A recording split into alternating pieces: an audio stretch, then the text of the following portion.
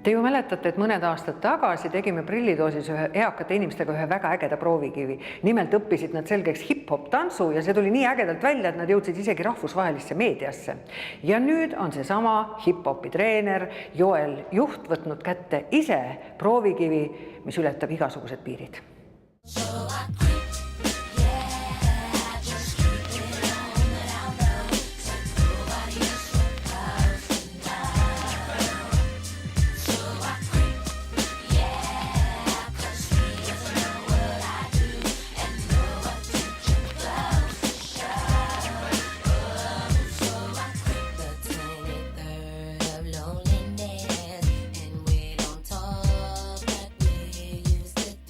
Ma arvan, et see oli üks kõige lahedamaid projekte üldse, mis mul elu sees olnud on, et 70-aastased vanemad sai hip-hopi tantsima pandud ja see tuli neil imehästi välja. Ajame juttu siin ühes niisuguses toredas kohas, kus on talv on parasjagu tulnud, siin on palju maju ja siin sa ütled, et saavad noored kokku, neid sa nagu juhendad ja õpetad siin. Sa oled sotsiaaltöötaja?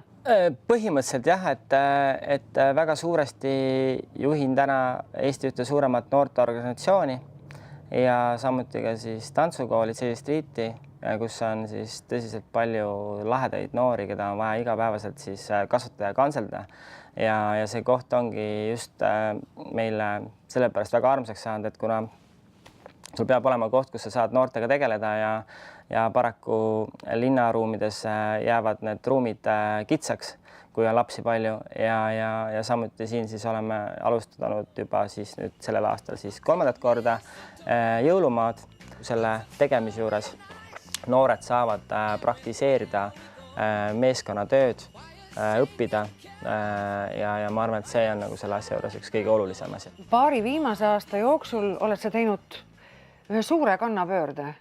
Mõned aastad tagasi sa tegid läbi väga ekstreemse kõrbemaratoni. Nagu ma ütlesin, noorsootööga tegelen, laste kasvatamisega tegelen, suunamisega tegelen, et siis tekkis nagu selline mõte, et võtaks ka siis elus esimest korda väljakutse, mis mulle üldse ei meeldi, nimelt ma täiesti vihkasin jooksmist. Ma nägin, et noored justkui nagu arvavad, et sa oled nagu 30 aastat tantsus olnud, et see siis on sinu jaoks juba lihtne, et kui sa nagu meid nagu üritad nagu paremaks nagu saada, et siis see tuleb sulle liiga kergelt nagu see välja, ja siis mõtlesin, aga ma võtan siis samamoodi asja, mida ma saaksin nullist alustada, nii nagu noor inimene tuleb võib-olla tantsutrenni alustab nullist, et vaatame, mis on nii-öelda siis selle kahe asja nagu tulemus.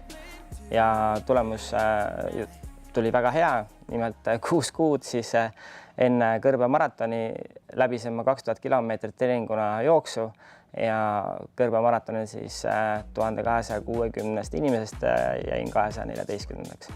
Vähe sellest, et sa oled seal põrgukuumuses käinud. Nii. Nüüd, veebruarikuus, lähed sa järgmise hulluse peale. Eelmine aasta oli esimest korda Yukon Arcticu võistlusel, kuhu ma siis nüüd järgmine aasta lähen. 3. veebruaril on start.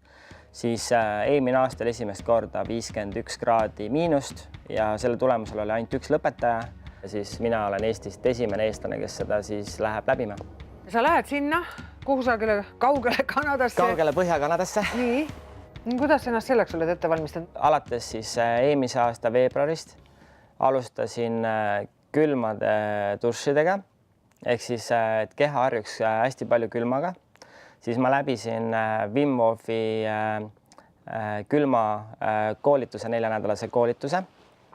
Wim Hof on siis Guinessi rekordi mees, kes on siis külmaga teinud igasuguseid uuringuid ja nii edasi. Ja üks etapp oli see, kus ma jooksin 32-kilose refiga, lohistades enda järel 3 korda nädalas. Siis jõusaali treeningud, kus lihast valmistati ette. Siis 2 korda nädalas siiani käin merevees ujumas, kus on siis +4 kraadi, +3 kraadi on olnud siis kõige külmem on ju praegu. Aga nii kaugele olen ma nagu oma sellise vaimse poole nagu viinud, et saada nagu hakkama just selle et saada aru, mis see külm tähendab ja mis selle juures võib juhtuda, kui sa ei pane olulisi asju tähele. Ja see ongi tegelikult ka uudiseks, et Saksamaa kosmoseagentuur hakkab mind uurima võistluste ajal. Esimene pisikene osa mu varustusest jõudis täna kohale ja me saame seda vaadata. see on siis spetsiaalselt siis minu järgi tehtud magamiskott minu keha järgi -74-ni ja siis sellega siis mis sa ütlesid? -74 kraadi. Jah, võid olla siin sees. Nii. Ehk siis põhimõtteliselt on niimoodi, et siit on nii. Ega siin ei olegi midagi.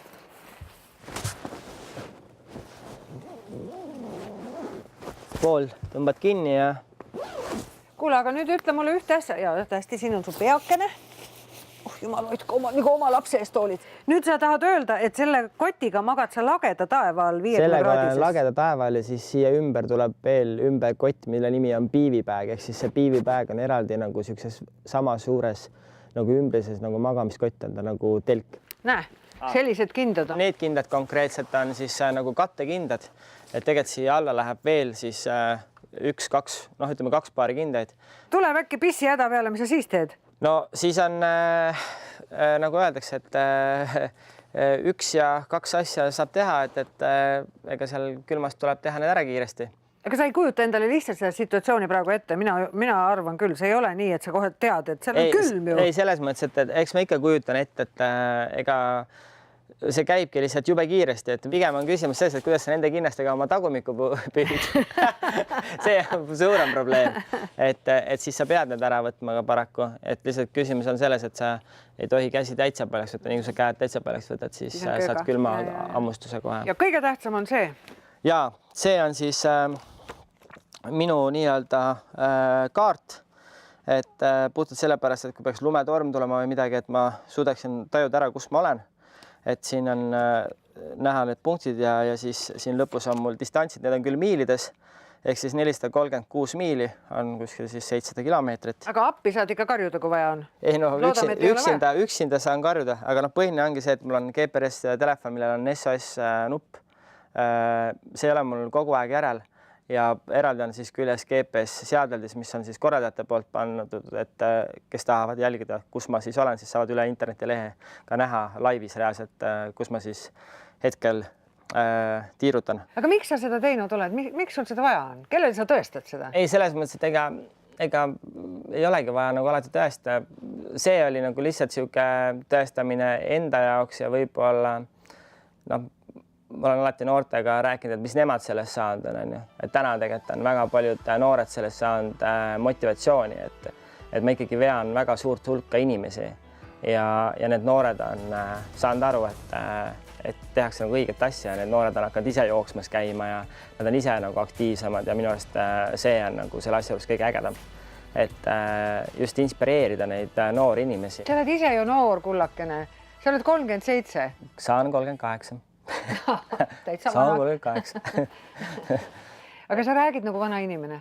Ei no, ma ei ütleks, et vana inimene, pigem on see, et ma arvan, et ma olen oma vanuse kohta elus väga palju teinud, väga palju näinud, väga palju kogenud ja lihtsalt see hull, ta tundub hull sellepärast, inimesed teevad palju hullemaid asju, ma arvan.